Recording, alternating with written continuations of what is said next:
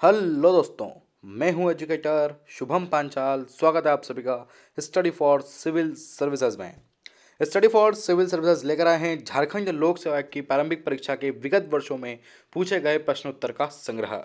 आज हम जो पार्ट देखने वाले हैं, आज वो है पार्ट 2006 का प्रारंभिक परीक्षा पेपर का पार्ट नंबर 1। यानी कि हम पार्ट नंबर 1 देखने वाले हैं। यदि आप फर्स्ट टाइम इस वीडियो सीरीज को देख रहे हैं तो 2003 के पेपर हमने सॉल्व कर चुके हैं डिटेल्स में। पार्ट 1 एंड 2 आप उसको भी यहाँ पर देख लीजिएगा। तो आइए जल्दी से हम 2006 के पेपर को शुरू करते हैं।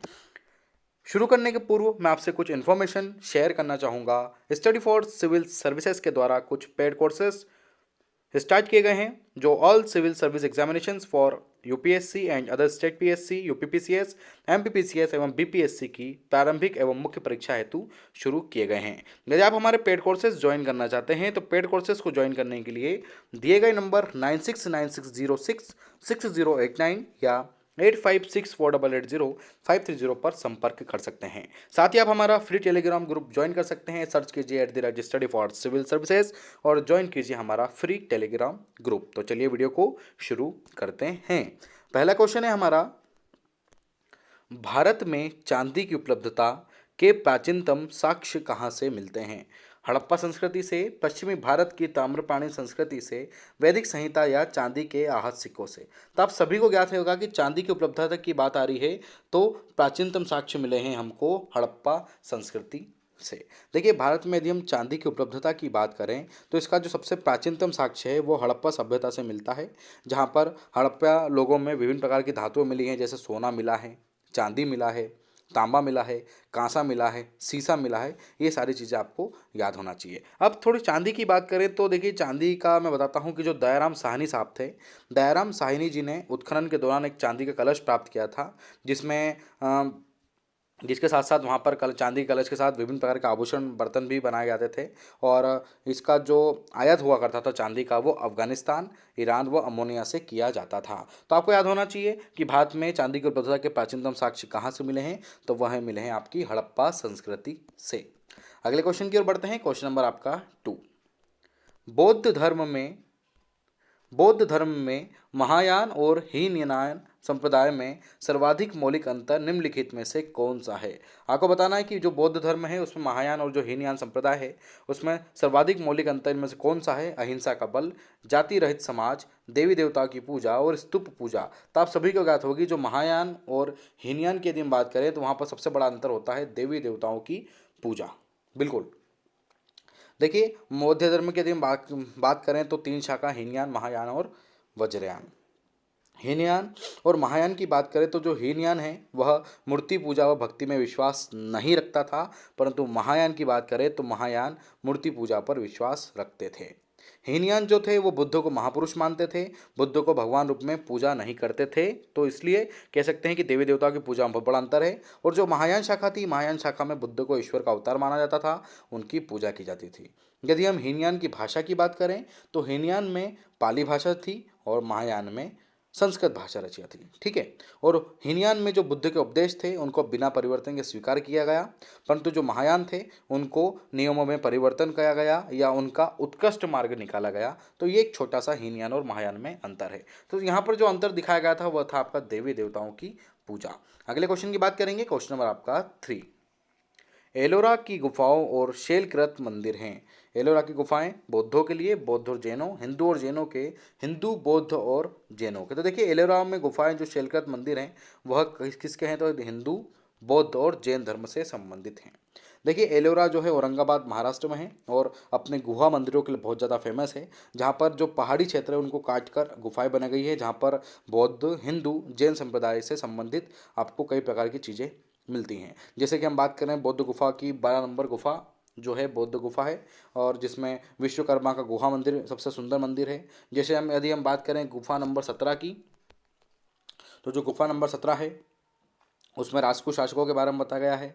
कैलाश मंदिर का निर्माण किया गया है। फिर यदि हम गुफा नंबर 5 की बात करें तो गुफा नंबर आपकी 5 जैन धर्म से संबंधित है, जो भी 9वीं शताब्दी में मिली थी हमको। तो ये सारी चीज़ें जो हैं एलोरा से संबंधित, तो किस किस धर्म से संबंधित यहाँ पर बात पूछी थी, तो हिंदू, बौद्ध और जैन से संबंधित यहाँ पर रही है। तो राइट आंसर है, एलोरा में जो गुफाएं और शैलकृत मंदिर है वो हिंदू, बौद्ध और जैन से संबंधित थी। क्वेश्चन नंबर आपका 4। गांधार शैली की मूर्तिकला में बुद्ध का सारनाथ में हुआ प्रथम धर्म उपदेश से संबंध प्रवचन मुद्रा का नाम क्या है? अभय, ध्यान, धर्म चक्र या भूमि स्पर्श? तो इसका राइट आंसर है आपका धर्म चक्र। देखिए स्लाइड को थोड़ा ऊपर करेंगे, क्वेश्चन को वापस पढ़ेंगे। गांधार शैली की जो मूर्तिकला है उसका जो बुद्ध में सारनाथ में जो प्रथम धर्म उपदेश हुआ था उसकी प्रवचन मुद्रा का नाम था आपका धर्म चक्र। क्योंकि इसकी जो प्रमुख मुद्रा थी वो धर्मचक्र थी, क्योंकि यदि हम बात करें थोड़े इसकी गंधार शैली की, या तो गंधार कला जो शैली थी वो यूनानी कला शैली से प्रभावित हुई थी और पश्चिमोत्तर भारत में जो विकसित थी वो नवीन शैली के रूप में गंधार शैली का ही निर्माण हुआ है। तो सीधे से क्वेश्चन ये आपसे याद रखिए कि बुद्ध का सारनाथ में हुआ जो प्रथम धर्म उपदेश था उसकी प्रवचन मुद्रा का नाम था धर्म चक्र। अगले क्वेश्चन की ओर बढ़ते हैं, क्वेश्चन नंबर आपका 5। तोरमाण किस जातीय दल का था? आपको बताना है तोरमाण किस जातीय दल का था, थिचियन, हूण या यूची? तो देखिए इसका जो राइट आंसर है वो है आपका हूण। बिल्कुल। देखिए तोरमाण की बात करें तो तोरमाण द्वितीय हूण आक्रमण का एक नेता था और भारत पर विजय करने वाला, ध्यान रखिएगा, भारत पर विजय प्राप्त करने वाला यह एक ऐसा पहला विदेशी शासक था जिसने मध्य एशिया, ध्यान रखिएगा, मध्य एशिया से लेकर मध्य भारत तक अपना प्रभाव स्थापित किया। ध्यान रखिएगा, फिर रिपीट करूंगा, मध्य एशिया से लेकर मध्य भारत तक अपना प्रभाव स्थापित किया। और यह जो मिहिर कुल का जो ग्वालियर लेक है वहां से इसकी जानकारी भी मिलती है तोरमाण की। तो तोरमाण किस जातीय दल में का था? तो आपको ज्ञात होना चाहिए तोरमाण आपका हूण जातीय दल का था। अगले क्वेश्चन की ओर बढ़ते हैं, क्वेश्चन नंबर आपका 6। कवि कालिदास के नाम का उल्लेख किसमें हुआ है? कवि कालिदास जी का उल्लेख इलाहाबाद के स्तंभ लेख में, ऐहोल के उत्कीर्ण लेख में, अल्पाटू दान लेख में या हनुमकोंडा उत्कीर्ण लेख में? तो कवि कालिदास जी की बात करें तो कवि कालिदास जी का जो उल्लेख हुआ है वो हुआ है ऐहोल के उत्कीर्ण लेख में। बिल्कुल। देखिए जो चालुक्य नरेश पुलकेशन द्वितीय थे जिनका जो ऐहोल अभिलेख है उसमें कवि कालिदास जी के नाम का उल्लेख किया गया है, क्योंकि उस समय भारत के नेपोलियन इनका जो उपनाम था, भारत के नेपोलियन के नाम से इनको जाना जाता था कालिदास जी को। तो भारत के नेपोलियन का जो उपनाम था उससे प्रसिद्ध थे ये। और जो समुद्रगुप्त थे उनके विजय अभियानों का वर्णन दरबारी कवि जो हरिशेन है, और दरबारी कवि जो हरिशेन थे, ध्यान रखिएगा, उनका भी एक स्तंभ लेख था, वह था आपका इलाहाबाद स्तंभ लेख। परंतु क्वेश्चन ये है कि कवि कालिदास के नाम का उल्लेख किसमें हुआ है? आप तो क्वेश्चन में ध्यान दीजिए, सिर्फ मैं आपको क्वेश्चन का बताऊंगा यहाँ पर कि कवि कालिदास के नाम का उल्लेख किस में हुआ था, तो वह हुआ था ऐहोल के उत्कीर्ण लेख में हुआ था। अगले क्वेश्चन की बात करेंगे, क्वेश्चन नंबर आपका 7। निम्नलिखित में से किसने दिल्ली के 8 सुल्तानों का शासन देखा? बहुत इंपॉर्टेंट क्वेश्चन है। जलाउद्दीन बन्नी, शम्स ए सिराज अरीफ, मिनहाज उस सिराज या अमीर खुसरो? तो देखिए अमीर खुसरो इसका राइट आंसर है। देखिए अमीर खुसरो की बात करें तो 1253 से लेकर 1325 बहुत बड़ा कार्यकाल रहा है। 1225 से 1325, सॉरी 1253 से 1325 रहा है।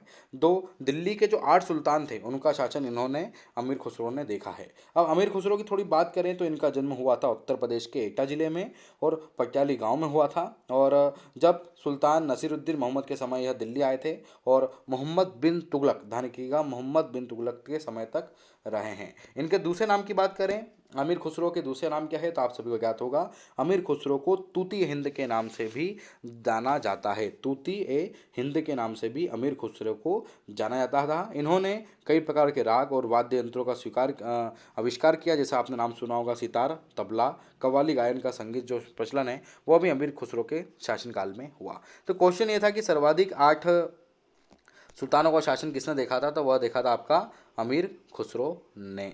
अगले क्वेश्चन की बात करेंगे, क्वेश्चन नंबर आपका 8। राज्य के खर्च पर हज की व्यवस्था करने वाला पहला भारतीय शासक कौन था? अलाउद्दीन खिलजी, फिरोज शाह तुगलक या अकबर या औरंगजेब? तो आप सभी को ज्ञात होगा फिरोज शाह तुगलक। बिल्कुल राइट आंसर है। फिरोज शाह तुगलक के काल की बात करें तो 1351 से लेकर 1388 तक का इनका शासनकाल रहा है। और यदि हम बात करें फिरोज शाह तुगलक के तो देखिए फिरोज शाह तुगलक, माफ़ कीजिएगा, फिरोज शाह तुगलक जो थे वो सल्तनत काल का एक कल्याणकारी शासक या निरंकुश शासक माना जाता है। और इन्होंने जो मुस्लिम विधवा स्त्री हैं और लड़कियों की सहायता के लिए दीवान खैरात नामक एक विभाग की स्थापना भी की थी। साथ में फिरोज शाह तुगलक ने सरकारी खर्च पर मुस्लिमों के लिए मक्का मदीना होती है ना, जो हज यात्रा होती है मक्का मदीना में, उस मक्का मदीना की हज यात्रा की व्यवस्था करने वाला प्रथम भारतीय शासक हैं फिरोज शाह तुगलक। तो ये राइट आंसर है आपका।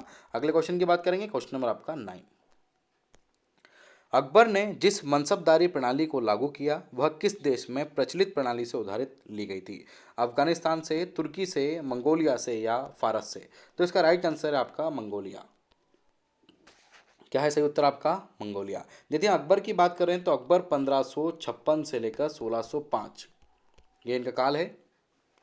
और अकबर की सैन्य व्यवस्था को मनसबदारी व्यवस्था के अंतर्गत माना जाता था या मनसबदारी व्यवस्था कहा जाता था, जिनमें उन व्यक्तियों को सम्राट द्वारा एक पद प्रदान किया जाता था जो शाही सेना में हुआ करते थे, और वह पद को मनसब या उन्हें ग्रहण करने वाले को मनसबदार कहा जाता था। ध्यान रखिएगा, मतलब जो पद ग्रहण करता था उसको मनसब, और जो ग्रहण करने वाला होता था उसको मनसबदार कहा जाता था। तो सीधे याद रखिएगा, मनसबदारी व्यवस्था शुरू की थी मंगोलिया वाले क्षेत्र से। तो अकबर ने जिस मनसबदारी प्रणाली को लागू किया वह कहाँ से उधार ली गई थी? तो मंगोलिया से उधार ली गई थी।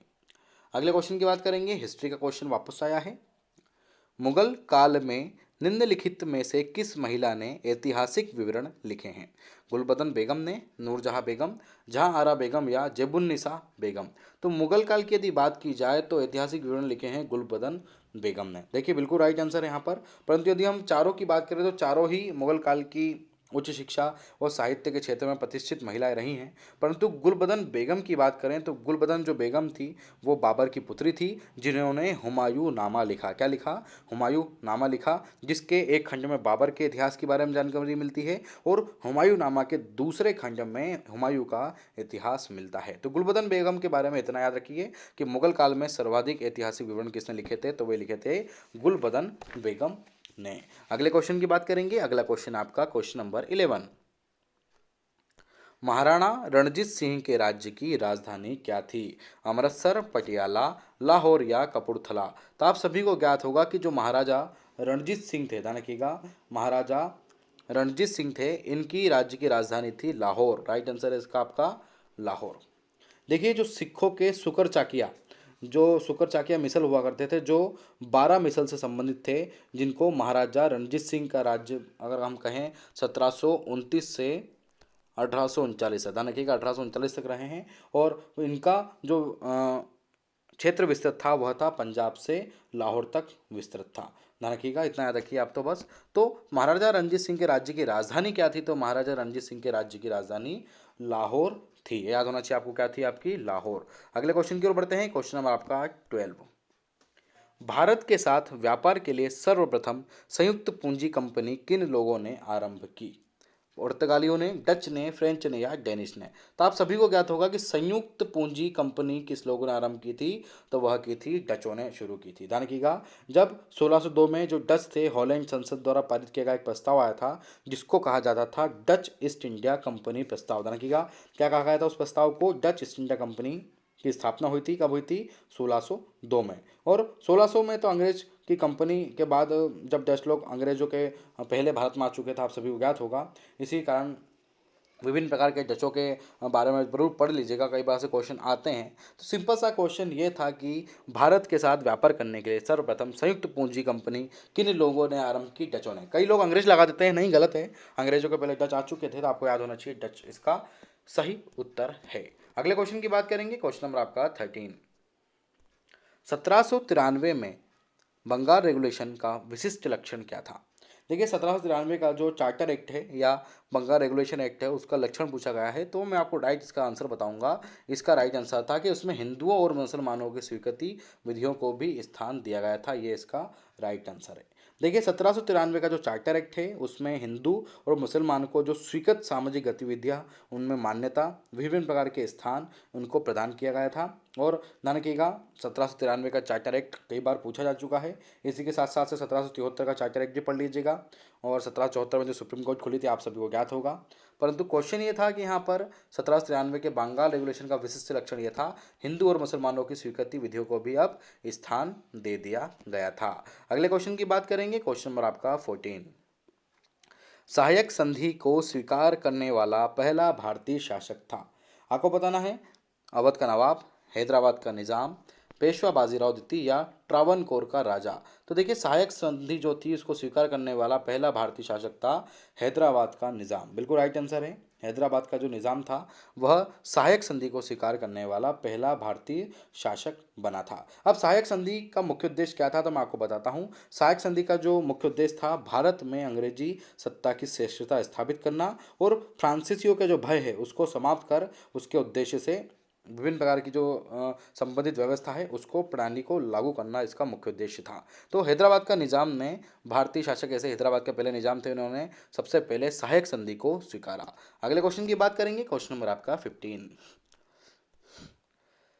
चंपारण संघर्ष में निम्नलिखित में से किसने महात्मा गांधी का साथ दिया? आपको बताना है कि चंपारण संघर्ष में इनमें से कौन ने महात्मा गांधी का साथ दिया था।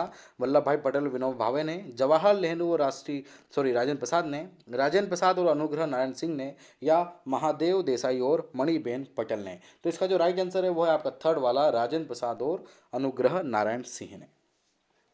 देखिए अप्रैल 1917 में जो महात्मा गांधी ने राजकुमार शुक्ल के निमंत्रण पर जब बिहार के चंपारण जिले में आए थे और वहाँ पर जो नील कृषक थे, जो तीन काठिया पद्धति पर विभिन्न प्रकार के विवाद हो रहे थे, ध्यान रखिएगा, तीन काठिया पद्धति पर जो विभिन्न प्रकार के विवाद हो रहे थे, तो उसके विरुद्ध, उसके होने वाले अत्याचार के विरुद्ध इन्होंने अपना प्रथम सत्याग्रह आंदोलन का सफल नेतृत्व किया था, जिसमें राजेंद्र प्रसाद, अनुग्रह नारायण सिंह ने भी इनकी सहायता की थी। इनके साथ में महादेव देसाई साहब भी थे, जेबी कृपलानी, मजहूर हक, नरहरि पारिक तथा ब्रज किशोर भी शामिल रहे हैं। तो चंपारण संघर्ष के निम्नलिखित में से किसने महात्मा गांधी का साथ दिया था? राजेंद्र प्रसाद और अनुग्रह नारायण सिंह जी ने उनका साथ दिया था। अगले क्वेश्चन की बात करेंगे, क्वेश्चन नंबर आपका 16। चंबल घाटी के खो खड्डों के निर्माण का कारण निम्नलिखित में से किस प्रारूप का अपरदन है? अस्फालन का, चादरी का, क्षुद्र सारिता का, या अवनालिका का? तो राइट आंसर है इसका अवनालिका, बिल्कुल राइट आंसर आपका अवनालिका। देखिए चंबल नदी की बात करें तो चंबल नदी आप सभी को ज्ञात होगा मध्य प्रदेश से बहती है, जो कि उत्तर प्रदेश राजस्थान की सीमा रेखा बनाती है। और जहाँ पर यदि हम वर्षा का जब वर्षा होती है तो चंबल नदी के जो क्षेत्र है उसमें बड़े बड़े गड्ढे हो जाते हैं, ध्यान रखिएगा, बड़े बड़े खो बन जाते हैं। और यहाँ की खो बनने का कारण यह है कि जो यहाँ की जो मिट्टी है, यहाँ का जो बोल सकते हैं कि जो भौगोलिक सिस्टम है वो थोड़ा सा आप बोल सकते हैं कि एक अवनालिका अपरदन के कारण, मतलब ये बोल सकते हैं कि ऐसी मिट्टी है जो जल्द से बह जाती है। तो आप कह सकते हैं कि चंबल घाटी का आपने कई बार पढ़ा होगा, चंबल घाटियों में जो विभिन्न प्रकार के प्रारूप हैं, खो खड्डे हैं, वो क्यों बन जाते हैं? तो बारिश के कारण बन जाते हैं, या तो चंबल नदी के कारण भी कई प्रकार से खो या खड्डे बन जाती है, इसलिए चंबल घाटी बहुत फेमस भी रही है। तो क्वेश्चन ये था कि चंबल घाटी खो गड्ढों का निर्माण का मुख्य कारण क्या है? तो वह है अवनालिका अपरदन, अवनालिका अपरदन। नेक्स्ट क्वेश्चन की ओर बढ़ेंगे, क्वेश्चन नंबर आपका 17। प्राचीन भारतीय ऐतिहासिक भूगोल में रत्नाकर नाम सूचक किसका था? अरब सागर का, बंगाल की खाड़ी का, हिंद महासागर का, या प्रयाग में गंगा यमुना और पौराणिक नदी के सरस्वती संगम का? देखिए रत्नाकर की बात हो रही है यहाँ पर। रत्नाकर जो नामक सूचक था वह था आपका हिंद महासागर का, बिल्कुल सही बात है यहाँ पर। देखिए जो ऐतिहासिक भूगोल की यदि हम बात करें तो ऐतिहासिक भूगोल में जो हिंद महासागर है उसको रत्नाकर के नाम से संबोधित किया गया है। रत्नाकर का मतलब होता है रत्नों की खान, ध्यान रखिएगा, रत्नाकर का मतलब होता है रत्नों की खान, क्योंकि जो प्राचीन समय में जो सिल्क रोड हुआ करता था या मसाला रोड हुआ करता था, जो जहाँ से पूर्ण रूप से भारत का व्यापार होता था वह होता था हिंद महासागर से। तो इसी कारण इसको धीरे धीरे धीरे क्या कहा जाने लगा? रत्नाकर के नाम से भी जाना लगा। तो प्राचीन भारतीय ऐतिहासिक भूगोल में रत्नाकर नामक सूचक किससे था? तो वह था आपके हिंद महासागर से। अगले क्वेश्चन की बात करेंगे, क्वेश्चन नंबर आपका 18। तिब्बत के पठार की समुद्र तल से औसत ऊंचाई पूछी यहाँ पर कितनी है? 2 किलोमीटर, 3 किलोमीटर, 4 किलोमीटर या 5 किलोमीटर? तो आप सभी को ज्ञात होगा इसका राइट आंसर आपका 5 किलोमीटर, बिल्कुल राइट आंसर है कि तिब्बत के पठार से समुद्र तल की औसत ऊंचाई कितनी है आपकी? 5 किलोमीटर इसकी औसतन ऊंचाई है, मतलब 5000 मीटर इसकी लगभग औसतन ऊंचाई है। अगले क्वेश्चन की ओर बढ़ते हैं, क्वेश्चन नंबर आपका 19। हिमाचल की रचना समांतर वाले श्रेणियों से हुई है, जिसमें यह प्राचीनतम श्रेणी है शिवालिक श्रेणी, निम्न हिमालय श्रेणी, वृहद हिमालय श्रेणी या धौलाधार श्रेणी? तो क्वेश्चन ये है कि हिमालय की जो रचना है समांतर श्रेणियों से हुई है, जिसमें सबसे प्राचीनतम जो श्रेणी है वह है आपकी वृहद हिमालय श्रेणी, ध्यान रखिएगा, वृहद हिमालय श्रेणी आपकी सबसे प्राचीनतम श्रेणी है। यदि हम इसकी थोड़ी डिटेल्स की बात करें तो देखिए जब भारतीय प्लेट जो यूरेशियाई प्लेट से लगभग 40 मिलियन वर्ष पहले जब टकराई थी तो सबसे पहले किस हिमालय का निर्माण हुआ था? तो वह हुआ था आपके वृहद हिमालय का निर्माण। किसका निर्माण हुआ था? वृहद हिमालय का निर्माण हुआ था। और हिमालय पर्वत आज भी एक नवीन पर्वत है। अभी भी इसकी ऊंचाई बढ़ती रहती है। ठीक है, मतलब आप कह सकते हैं कि हर 10 साल में 2 सेंटीमीटर माउंट एवरेस्ट की ऊंचाई बढ़ रही है। और क्योंकि महाद्वीपों की जो प्लेट है उसमें टक्कर आज भी जारी है। तो सबसे पहले यह था कि सबसे पहले प्राचीनतम, सबसे पहली या सबसे प्राचीन श्रेणी कौन सी है, तो वह है आपकी, कौन सी होगी आपकी, वृहद हिमालय श्रेणी। अगले क्वेश्चन की बात करेंगे, क्वेश्चन नंबर आपका 20। यदि खाद्यान्नों का सुरक्षित संग्रह सुनिश्चित करना हो तो कटाई के समय उनकी आर्द्रता अंश कितने प्रतिशत से अधिक नहीं होना चाहिए, तो वह होता है 16%। जैसे वैसे होता तो 12 से 15% है, परंतु इसका राइट आंसर होगा आपका 16%। तो क्योंकि खाद्य पदार्थ का जो संरक्षण है उसके लिए जो आर्द्रता डिसाइड की गई है, जो फिक्स की गई है, वो लगभग 12 से 16% या 12 से 15% के बीच में की गई है। तो ये चीज़ आपको याद होना चाहिए, जिसके कारण अनाज लंबे समय तक सुरक्षित रखा जा सकता है। क्योंकि कोल्ड स्टोरेज में जितनी आर्द्रता होगी, यदि कम ज़्यादा आर्द्रता होगी तो अनाज भी खराब हो जाएगा। इसलिए 12 से 16 के या 12 से 15 के बीच में अंश माना गया है आर्द्रता का, जिसके कारण जो कोल्ड स्टोरेज होते हैं उसमें विभिन्न प्रकार के अनाज लंबे समय तक सुरक्षित रखे जा सकते हैं। तो राइट आंसर है इसका 16%। अगले क्वेश्चन की बात करेंगे। देखिए यहाँ पर 1 दे रखा है, परंतु मैं आपको बता रहा हूँ 16% इसका सही है, क्योंकि एग्जैक्ट 12 से 16% या 12 से 15 के बीच में दे रखा है। अब यहाँ पर 14 भी सही हो सकता है, 16 भी सही हो सकता है, परंतु आप याद रखिएगा 16 भी सही है और 14 भी सही है। यह क्वेश्चन आयोग द्वारा काट दिया गया था, इसको मैं फिर से पढ़ाऊंगा। इसको मैं फिर से समझाना चाहता हूँ कि यदि खाद्यान्नों का सुरक्षित संग्रह करना हो तो कटाई के समय उनका आर्द्रता अंश कितना होना चाहिए, 12 से 15% तक होना चाहिए, अर्थात 14 होना चाहिए वैसे मेरे आपसे। 16 यहाँ पर उस समय लोकसेवा आयोग के कारण गलती हुई थी, परंतु इसका राइट आंसर 14 ही होना चाहिए, 12 से 15% के बीच में रहता है। 16 भी हो सकता है, परंतु 14% इसका बिल्कुल एग्जैक्ट राइट आंसर क्या है आपका, 14% इसका एग्जैक्ट राइट है। तो ध्यान रखिएगा, एक बार फिर बता रहा हूँ, 14% इसका सही उत्तर है। अगले क्वेश्चन की बात करेंगे, क्वेश्चन नंबर आपका 21। भारत में सर्वाधिक दूध देने वाली बकरी की नस्ल कौन सी है, बर्बरी, जमुनापारी, काली बंगाली या बीतल। तो आप सभी को ज्ञात होगा कि सर्वाधिक दूध देने वाली बकरी की नस्ल है हमारे भारत की जमुनापरी। बकरी को क्या कहा जाता है, निर्धनों की कामधेनु। ध्यान रखिएगा, बकरी का जो अगर दूसरी संज्ञा नाम बात करूँ तो निर्धनों की कामधेनु बकरी को कहा जाता है। और बकरी के दूध की विशेषता की बात करें तो बकरी के दूध में आयरन, पोटेशियम की अधिक मात्रा पाई जाती है, जिसके कारण तपेदिक बीमारी, जो अल्सर होता है, अतिसार होता है, उसके मरीजों को बकरी का दूध का सेवन किया जाता है। और क्यों किया जाता है, क्योंकि इसमें पोटेशियम और आयरन की अधिकता होती है, जिसके कारण विभिन्न प्रकार की बीमारियां यह समाप्त हो जाती हैं। तो यदि हम विश्व की सबसे अधिक बकरियां देखें तो विश्व की सबसे अधिक बकरियां हमारे भारत देश में देखने को मिलेगी। तो ध्यान रखिएगा, जमुनापारी, ध्यान रखिएगा, जमुनापारी के बकरी की नस्ल है जो लगभग 1.5 से 2 लीटर दूध देती है। ध्यान रखिएगा, 1.5 से 2 लीटर दूध हमारी यह जमुनापारी बकरी देती है। अगले क्वेश्चन की ओर बढ़ते हैं, क्वेश्चन नंबर आपका 22।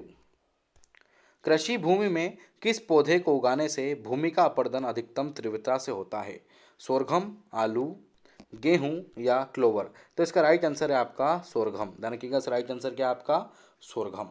देखिए, कृषि भूमि में जो सोरघम होता है, मतलब आप कह सकते हैं कि जो ज्वार के पौधे की जड़ होती है वो मिट्टी की आंतरिक संगठन को ढीला कर देती है। ध्यान रखिएगा, मिट्टी के आंतरिक संगठन को ढीला कर देती है, जिससे जो मिट्टी के अपरदन है, मतलब जो भूमि का अपरदन है, वो सबसे अधिक होने लग जाता है। इसलिए सोरघम बोल सकते हैं, या ज्वार का जो पौधे होते हैं उनके एक ही बात है। तो मृदा अपरदन को रोकने के लिए बार बार विभिन्न प्रकार के, अभी बोल सकते हैं कई प्रकार की सरकार भी उसमें योजना ला रही है, और कई प्रकार के सिस्टम भी अब तो स्टार्ट हो चुके हैं। तो ये याद होना चाहिए आपको कि कृषि भूमि में किस पौधों को उगाने से भूमि का अपरदन सबसे अधिक गति से होता है, तो वो होता है आपका सोरघम। क्योंकि जो सोरघम की जड़ें होती हैं वो मिट्टी के आंतरिक संगठन को ढीला कर देती हैं, जिससे जो मिट्टी की उर्वरा शक्ति है वो भी धीरे धीरे क्या होती है, कम होती जाती है, और मिट्टी की अपरदन क्षमता अधिक बढ़ जाती है, या भूमि अपरदन वाली सिस्टम अधिक होते हैं। क्वेश्चन नंबर 23 की बात करेंगे। चावल की खेती के लिए आदर्श जलवायु परिस्थितियां कौन सी बताई गई हैं। आपको बताना है, चावल की खेती के लिए आदर्श परिस्थितियां हैं 100 सेंटीमीटर से ऊपर वाला वर्षा क्षेत्र और 25 डिग्री सेल्सियस तक तापमान। ये बिल्कुल चावल की खेती के लिए एक आदर्श जलवायु परिस्थिति मानी गई है। आप कह सकते हैं कि चावल के लिए यदि कोई आदर्श जलवायु सिस्टम चाहिए तो 100 सेंटीमीटर तक वर्षा होना चाहिए और 25 डिग्री सेल्सियस तक उसका तापमान होना चाहिए। अब चावल की बात करें तो चावल एक आर्द्र कटिबंधीय पौधा है। ध्यान रखिएगा, चावल एक उष्ण आर्द्र कटिबंधीय पौधा है जो गर्म और आर्द्र प्रदेश में विशेषकर रूप से उगाया जाता है। ध्यान रखिएगा, भारत में यदि हम देखें तो भारत में खरीफ की फसल के रूप में चावल का उत्पादन किया जाता है, क्योंकि बारिश के समय पानी की क्योंकि चावल की खेती के लिए पानी की अधिक से अधिक मात्रा प्राप्त होती है। और भारत के बासमती चावल की बात करें तो विश्व प्रसिद्ध होता है भारत का बासमती चावल। तो क्वेश्चन ये था कि चावल की खेती के लिए आदर्श जलवायु 100 सेंटीमीटर और 25 डिग्री सेल्सियस तक यहाँ पर तापमान चाहिए। अगले क्वेश्चन की बात करेंगे, क्वेश्चन नंबर आपका 24। भारत में निम्नलिखित में से कौन सा मृदा प्रारूप लोहे का अतिरेक होने के कारण अनुवर्र होता जा रहा है? मरुस्थलीय बालू, जलोढ़, पोर्टजोलिक या लेटराइट? तो इसका राइट आंसर है आपका लेटराइटिक। इसका राइट आंसर आपका लेटराइट या लेटराइटिक। देखिए, लेटराइट एक स्थानबद्ध मिट्टी है जो भारत में 1.26 लाख किलोमीटर स्क्वायर क्षेत्र में पाई जाती है। यदि इस मिट्टी के निर्माण की बात करें तो इस मिट्टी का निर्माण आर्द्र एवं शुष्क मौसम का जो क्रमिक परिवर्तन हुआ है, या आर्द्र व शुष्क जो मौसम है उसमें जो निक्षालन की प्रक्रिया हुई है उसके कारण लेटेराइट मिट्टी की बोल सकते हैं का निर्माण लेटेराइट मिट्टी का निर्माण हुआ है, जिसमें लोहा व एल्यूमिनियम की मात्रा अधिक होती है। ध्यान रखिएगा, ये याद रखिएगा इसमें। और इस मिट्टी का रंग लाल भी होता है। और लाल क्यों होता है? क्योंकि इसमें फेरिक ऑक्साइड की मात्रा भी अधिक होती है। यदि हम लेटेराइट मिट्टी की बात करें तो भारत में आप देख लीजिए, पूर्वी घाट क्षेत्र देख लीजिए, पश्चिमी घाट वाला क्षेत्र देख लीजिए, छोटा नागपुर का पठार, उत्तर पूर्वी क्षेत्र में यह पाई जाती है। और ध्यान रखिएगा, यह मिट्टी उर्वरकता नहीं होती, मतलब इसमें उर्वरक क्षमता की कमी होती है, यह मिट्टी उर्वरा नहीं होती है। इसमें चाय, कहवा, रबर, काजू, सिनकोना आदि प्रकार की बागवानी कृषि की जाती है। तो क्वेश्चन ये था कि भारत में इनमें से कौन सा मृदा प्रारूप लोहे का अतिरिक्त होने के कारण अनुवर्त होता जा रहा है? तो वह है आपका लेटेराइट। अगले क्वेश्चन की बात करेंगे, क्वेश्चन नंबर 25। तारे का रंग सूचक है सूर्य से दूरी का, उसकी ज्योति का, उसके ताप का, या उससे पृथ्वी के दूरी का? तो तारे का जो रंग सूचक है वह है उसके ताप का। इसका राइट आंसर आपका उसके ताप का।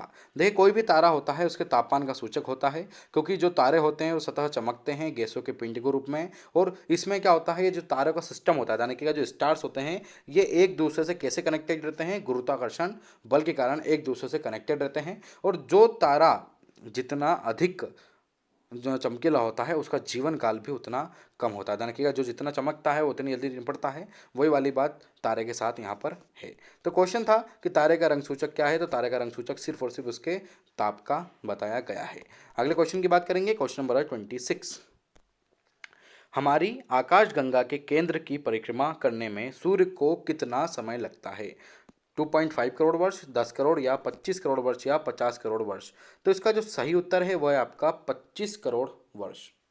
देखिए, आकाशगंगा क्या है? तो आकाशगंगा एक असंख्य तारों का विशाल पुंज है, जिससे हम पहली बात तो हम आकाशगंगा को देखें तो आकाशगंगा के जो अधिकांश तारे हैं उनको आंखों से नहीं देख सकते, परंतु यदि रात्रि में एक स्वच्छ आकाश में देखें तो एक लाइन से लगे हुए दिखते हैं हमको। और लगभग यदि हम देखें तो हर आकाशगंगा को केंद्र की परिक्रमा करने के लिए लगभग 25 करोड़ वर्ष का समय लगता है। तो क्वेश्चन ये था आपका कि हमारी आकाशगंगा को केंद्र की परिक्रमा करने में कितना समय लगेगा? 25 करोड़ वर्ष समय लगेगा। अगले क्वेश्चन की बात करेंगे, क्वेश्चन नंबर आपका 27। एक ग्रह के दिन का मान और उसके अक्ष का झुकाव लगभग पृथ्वी के दिन के मान और झुकाव के समतुल्य है। किसके विषय में? यूरेनस के विषय में, नेपच्यून के विषय में, शनि के विषय में, या मंगल के विषय में? तो इसका राइट आंसर है आपका मंगल के विषय में यहाँ पर बताया गया है। देखिए, क्वेश्चन की डिटेल देखेंगे हम। एक ग्रह के दिन का मान, ध्यान रखिएगा, उस ग्रह के दिन का मान और उसके अक्ष का झुकाव पृथ्वी के दिन के मान और झुकाव के समतुल्य है। वो कौन से ग्रह है? तो वह है आपका मंगल ग्रह।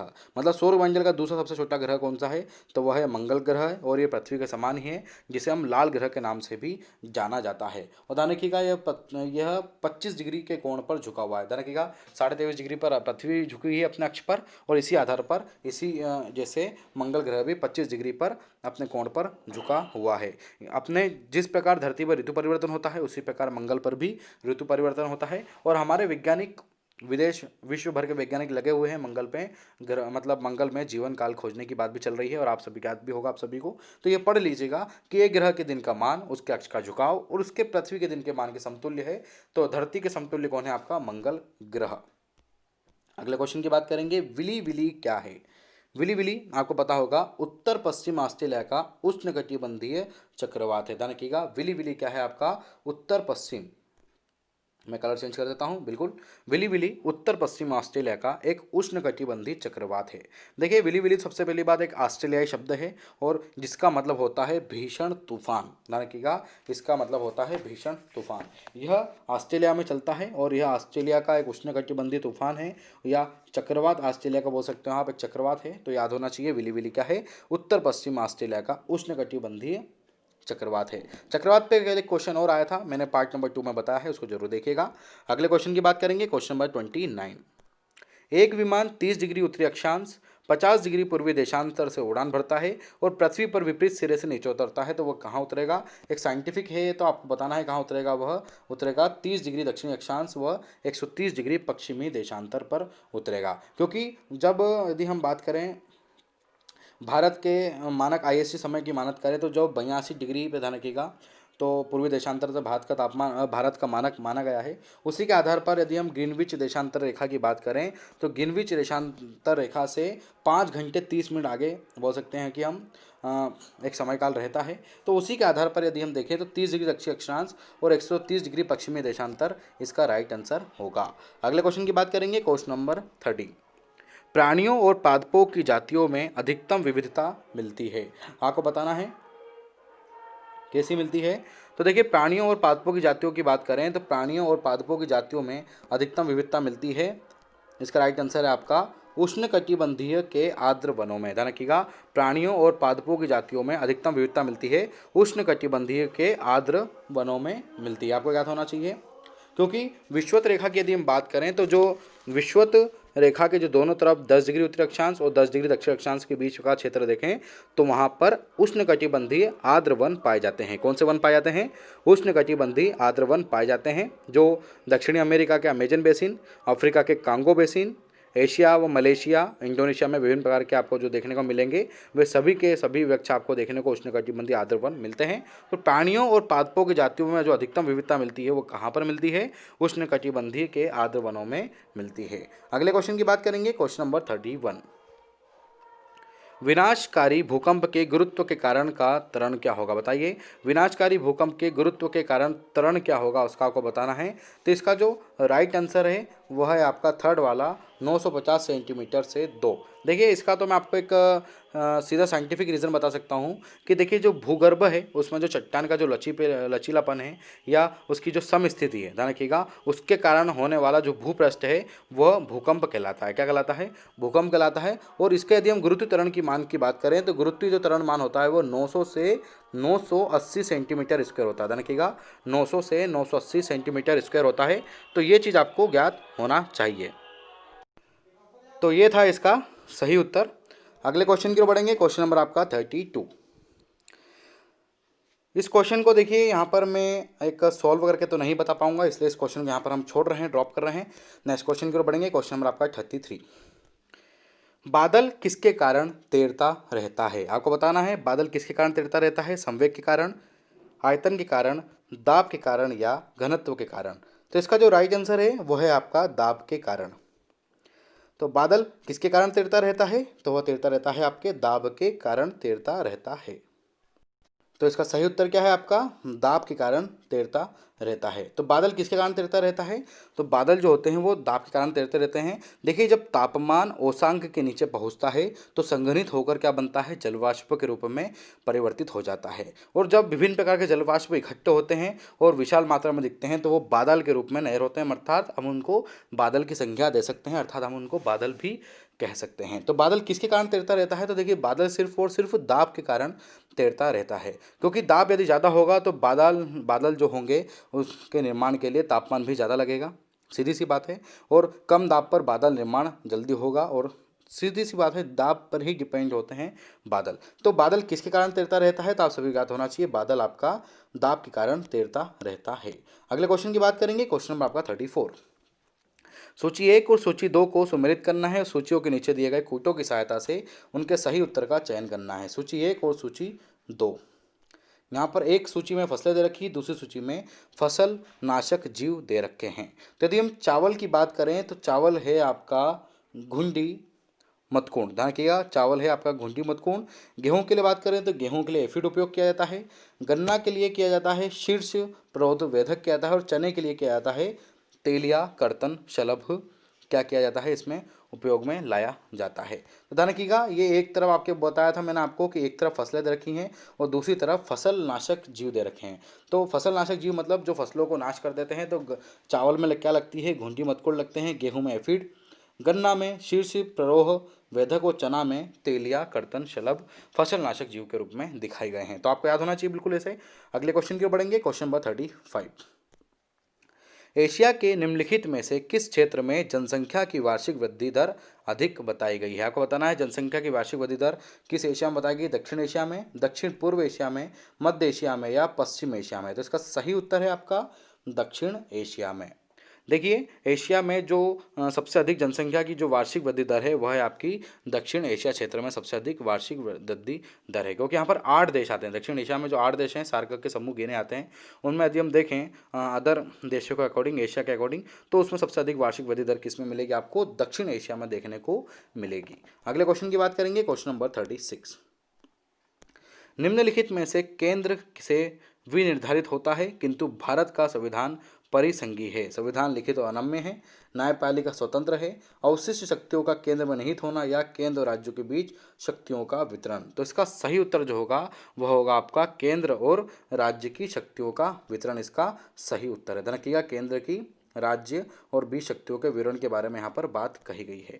देखिए, जो भारत में हम जो परिसंघीय व्यवस्था की बात करें तो वो परिसंघीय व्यवस्था केंद्र और राज्य के मध्य शक्तियों का एक विभाजन बताई गई है। जैसे हमारे यहाँ जो हमारे यहाँ स्वतंत्र न्यायपालिका है, उसी प्रकार हमारे यहाँ संघीय व्यवस्था भी बताई गई है। लेकिन भारत में दोहरी नागरिक व्यवस्था नहीं है। ध्यान रखिएगा, भारत में एकल न्यायिक व्यवस्था है, एकीकृत न्यायिक व्यवस्था है, एकल नागरिकता है, और इसी के आधार पर हमारे पास जो शक्ति है केंद्र और राज्य संबंध वाली बात की गई है। परंगी परिसंघीय व्यवस्था की बात हमारे कही गई है कि केंद्र और राज्य के आधार पर भी हमारे यहाँ पर परिसंघीय व्यवस्था को निर्धारित किया गया है। तो निम्नलिखित में से केंद्र से निर्धारित होता है किंतु भारत का संविधान परिसंघीय है, केंद्र और राज्यों की भी शक्तियों के वितरण पर। अगले क्वेश्चन की बात करेंगे, क्वेश्चन नंबर आपका 37 भारतीय संविधान से लिया गया है। भारतीय संविधान के आधारभूत संरचना का सिद्धांत का तात्पर्य क्या है? आपको बताना है। तो इसका तात्पर्य यह है कि संविधान में कुछ लक्षण ऐसे अनिवार्य हैं जिनका निराकरण नहीं किया जा सकता। भारतीय संविधान के जो आधारभूत संरचना का सिद्धांत है उसका तात्पर्य यह है कि संविधान में कुछ लक्षण ऐसे हैं या ऐसे अनिवार्य हैं जिनका निराकरण बिल्कुल भी नहीं किया जा सकता। सीधी सबसे पहली बात, यह वाद आपको मिला था 1973 के केशवानंद भारती बनाम केरल राज्यवाद में। इसको बताया गया था कि जो भारतीय संविधान की आधारभूत संरचना है उसके बारे में यहाँ पर इसको बताया गया था कि उसको तो चेंज कभी भी नहीं किया जा सकता। अगले क्वेश्चन की बात करेंगे, क्वेश्चन नंबर 38। भारत में समाचार पत्रों की स्वतंत्रता के बारे में क्वेश्चन पूछा गया है। तो आप सभी को ज्ञात होगा कि जो भारत में यदि हम समाचार पत्रों की स्वतंत्रता की बात करें तो भारत में समाचार पत्रों की स्वतंत्रता की बात कही गई है संविधान के अनुच्छेद 19(1) के खंड बी में। ध्यान रखिएगा, 1 के खंड के बी में प्रत्याभूत अभिव्यक्ति के व्यापक स्वतंत्रता के लिए निहित। मतलब देखो, संविधान का जो अनुच्छेद 19 है उसके 1 खंड ए में बताया गया है कि जो अभिव्यक्ति की व्यापक स्वतंत्रता है अर्थात जो प्रेस की स्वतंत्रता है वह यहाँ पर दर्शाई गई है। ध्यान रखिएगा, ये बहुत इंपॉर्टेंट है, याद रखिएगा, बहुत इंपॉर्टेंट है यहाँ पर। इसी के साथ साथ 19(1) क में भी प्रेस की स्वतंत्रता को निहित माना गया है। ठीक है, देखिए, एक में विशेष रूप से उपबंधित है, यहाँ पर गलत दे रखा है। ये प्रत्याभूत अभिव्यक्ति की व्यापक स्वतंत्रता में निहित है, ये यहाँ पर सही दे रखा है। अगले क्वेश्चन की बात करेंगे हम। देखिए, ए है यहाँ पर, ये बी नहीं है, माफ कीजिएगा इसके लिए। फिर से इसको रिपीट कर लेते हैं एक बार और, कि भारत में समाचार पत्रों की स्वतंत्रता भारतीय संविधान के अनुच्छेद 19(1) के ए में। ध्यान रखिएगा, 19(1) के ए में, ये बी नहीं है, मिसप्रिंट हुआ है, इसके लिए क्षमा चाहूँगा। मैं फिर से रिपीट कर रहा हूँ, भारत में समाचार पत्रों का स्वातंत्र संविधान के अनुच्छेद 19(1) के ए में दिया गया है, जिसमें प्रत्याभूत अभिव्यक्ति की व्यापक स्वतंत्रता या प्रेस की स्वतंत्रता को बताया गया है। तो ध्यान रखिएगा, यहाँ पर बिल्कुल राइट है। ये यहाँ पर गलत क्यों है? क्योंकि यहाँ पर विशेष रूप से उपबंधित दिया गया है, परंतु 19(1) ए में प्रत्याभूत अभिव्यक्ति की व्यापक स्वतंत्रता ही प्रेस की स्वतंत्रता कही गई है। अगले क्वेश्चन की बात करेंगे, क्वेश्चन नंबर 39। निम्नलिखित में से कौन सा कथन सत्य है? तब यहाँ पर तीनों कथन पढ़ लेते हैं एक बार। राज्यसभा के सभी सदस्यों का निर्वाचन राज्य की विधानसभा करती है। उपराष्ट्रपति राज्यसभा का पदेन सभापति होता है, अतः राज्यसभा का कोई सदस्य उपराष्ट्रपति पद के लिए चुनाव लड़ सकता है। लोकसभा और राज्यसभा में एक बात का अंतर है कि लोकसभा का निर्वाचन कोई प्रत्याशी भारत के किसी राज्य से लड़ सकता है, पर राज्यसभा का प्रत्याशी सामान्य वही होना चाहिए जहां से वह प्रत्याशी बन रहा हो। चौथा है, भारत के संविधान में राज्यसभा से नामित सदस्य मंत्रिपरिषद का नियुक्ति शब्द निषेध दिया गया है। तो इसमें आपको बताना था कि क्वेश्चन ये था कि इनमें से कौन सा कथन सत्य है, तो आप सभी को ज्ञात होगा थर्ड वाला जो कथन है बिल्कुल सही है कि लोकसभा और राज्यसभा में एक अंतर है कि लोकसभा का जो निर्वाचन का प्रत्याशी है वो भारत के किसी राज्य से भी लड़ सकता है, परंतु राज्यसभा सीट का जो प्रत्याशी है वह वहीं का होना चाहिए जिसका वह प्रत्याशी हो। सीधी सी बात है, तो ये चीज़ यहाँ पर उसके लिए बताई गई है। अगले क्वेश्चन की बात करेंगे, क्वेश्चन नंबर आपका 40। निम्नलिखित में से किसकी नियुक्ति भारत के राष्ट्रपति द्वारा की जाती है? आपको बताना है वित्त आयोग के अध्यक्ष की, योजना आयोग के उपाध्यक्ष की, संघ राज्य क्षेत्र के मुख्यमंत्री की। तो इसका जो राइट आंसर है वह है आपके वित्त आयोग के अध्यक्ष की और संघ राज्य क्षेत्र के मुख्यमंत्री की नियुक्ति भारत के राष्ट्रपति द्वारा की जाती है। आपका याद होना चाहिए। अब यदि वित्त आयोग की बात करें तो आर्टिकल 280 का एक पढ़ लीजिएगा, उसमें नियुक्ति के बारे में प्रावधान दिए गए हैं कि वित्त आयोग के अध्यक्ष की नियुक्ति कौन करता है, तो भारत के राष्ट्रपति करता है। ध्यान रखिएगा, भारत का राष्ट्रपति वित्त आयोग के अध्यक्ष की नियुक्ति करेगा। साथ में संघ राज्य क्षेत्र का जो मुख्यमंत्री होगा उसकी नियुक्ति भी भारत का राष्ट्रपति करता है। तो ये चीज आपको याद होना चाहिए। अगले क्वेश्चन की ओर बढ़ते हैं, क्वेश्चन नंबर आपका 41। केंद्र राज्य संबंधों को विशेष रूप से किस प्रसंग में म्युनिसिपल सिस्टम या म्युनिसिपल संबंध कहा गया है? विधायन के क्षेत्र में राज्य के केंद्र के नियंत्रण के प्रसंग में? नहीं। वित्तीय मामलों के राज्य केंद्र के नियंत्रण के प्रसंग में? सही आंसर यही है इसका। बाकी दो हम यहाँ नहीं पढ़ेंगे, इसको देख लेते हैं कि केंद्र और राज्य संबंधों को विशेष रूप से किस प्रसंग में म्युनिसिपल सिस्टम या म्युनिसिपल संबंध कहा गया है?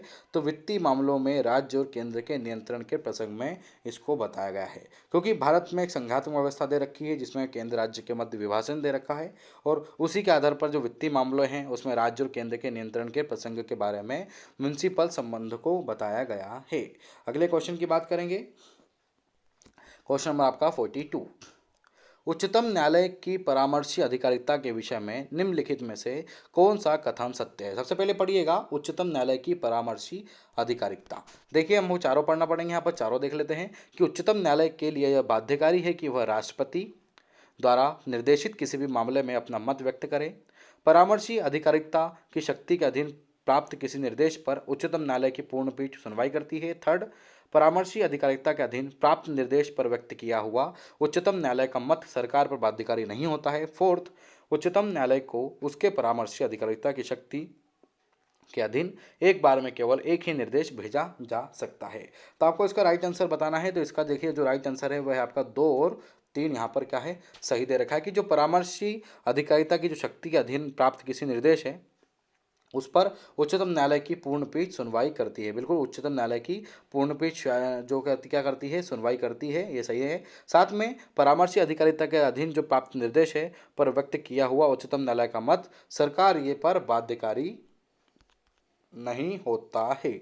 यहाँ पर दोनों ही कथन 2 और 3 यहाँ पर सही दे रखे हैं। उच्चतम न्यायालय की परामर्शी अधिकारिता मतलब परामर्श ले सकते हैं परंतु जरूरी नहीं है कि उसको हम लागू करें। ठीक है, जैसे आपने नाम सुना होगा उपराष्ट्र जैसे राष्ट्रपति भारत के जो मुख्य न्यायाधीश हैं उनसे परामर्श ले सकते हैं परंतु उस बाध्य को मानने के लिए बाध्यकारी नहीं है। इसी प्रकार के आधार पर यहाँ पर 2 और 3 में परामर्शी अधिकारिता की बारे में बताया गया है। अगले क्वेश्चन की बात करेंगे, क्वेश्चन नंबर आपका 43।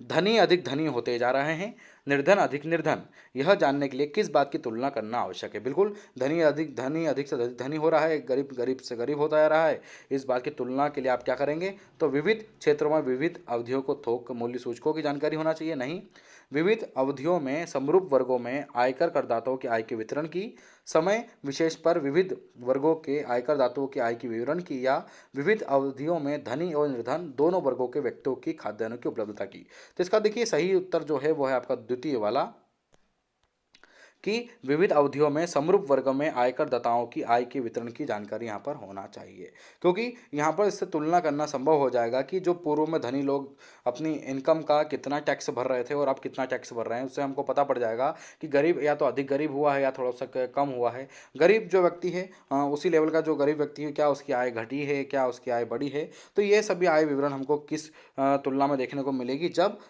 जब समरूप वर्ग में आयकर दाताओं की आय के वितरण की व्यवस्था की जाए। अगले क्वेश्चन की बात करेंगे, क्वेश्चन नंबर आपका 34। रुपए की परिवर्तनीयता का तात्पर्य क्या है? देखिए, रुपए की परिवर्तनीयता का तात्पर्य आपको बताना है कि रुपए की परिवर्तनीयता का तात्पर्य क्या है। रुपए के नोटों को बदले सोना प्राप्त करना, रुपए के मूल्य को बाजार की शक्ति द्वारा निर्धारित होना, रुपए को अन्य प्रमुख मुद्राओं को रुपए में मुक्त रूप से परिवर्तित करने की अनुमति, या मुद्राओं के लिए भारत में अंतर्राष्ट्रीय बाजार का विकास करना है। तो देखिए, इसका जो राइट आंसर है वह है आपका थर्ड वाला, कि रुपए को अन्य प्रमुख मुद्राओं और अन्य प्रमुख, धन के अन्य है, ये अन्य नहीं है, अन्य प्रमुख मुद्राओं के रूप में मुक्त रूप से परिवर्तित करने देने की अनुमति को ही यहाँ पर बताया गया है। क्वेश्चन को फिर रिपीट करेंगे कि रुपए की परिवर्तनीयता का तात्पर्य क्या होता है, कि रुपए की अन्य प्रमुख मुद्राओं को रुपए में मुक्त रूप से परिवर्तित कर देने की अनुमति ही रुपए की परिवर्तनीयता का तात्पर्य कहलाता है। अगले और लास्ट क्वेश्चन की बात करेंगे। क्वेश्चन नंबर आपका 45 इकोनॉमिक्स से संबंधित है। मुद्रा के अवमूल्यन का अर्थ क्या होता है? देखिए, मुद्रा का अवमूल्यन का अर्थ होता है कि अंतर्राष्ट्रीय व्यापार में प्रयुक्त प्रमुख मुद्राओं की तुलना में मुद्रा विशेष का मूल्य घट जाना होता है, तो उसका कहलाता है मुद्रा का अवमूल्यन। इसको बोलते हैं मुद्रा का अवमूल्यन। मतलब यदि किसी मुद्रा का विनिमय जो है वो अन्य मुद्राओं की तुलना में जानबूझकर कम कर दिया जाएगा तो उसे मुद्रा का अवमूल्यन कहते हैं। और मुद्रा का अवमूल्यन विभिन्न प्रकार की परिस्थितियों में सरकार करती है, आप सभी को ज्ञात होगा ही सही। तो मुद्रा के अवमूल्यन का अर्थ क्या है, कि जो अंतर्राष्ट्रीय व्यापार में जो प्रमुख मुद्रा है उसकी तुलना में जो हमारे देश की मुद्रा है उसका वैल्यू जो उसकी घट जाती है, तो उसको कहता है मुद्रा का अवमूल्यन। तो ये थे आपके 2006 के पार्ट नंबर 1 के कुल 45 क्वेश्चंस। तो बने रहिए स्टडी फॉर सिविल सर्विसेज के साथ। जय हिंद, वंदे मातरम।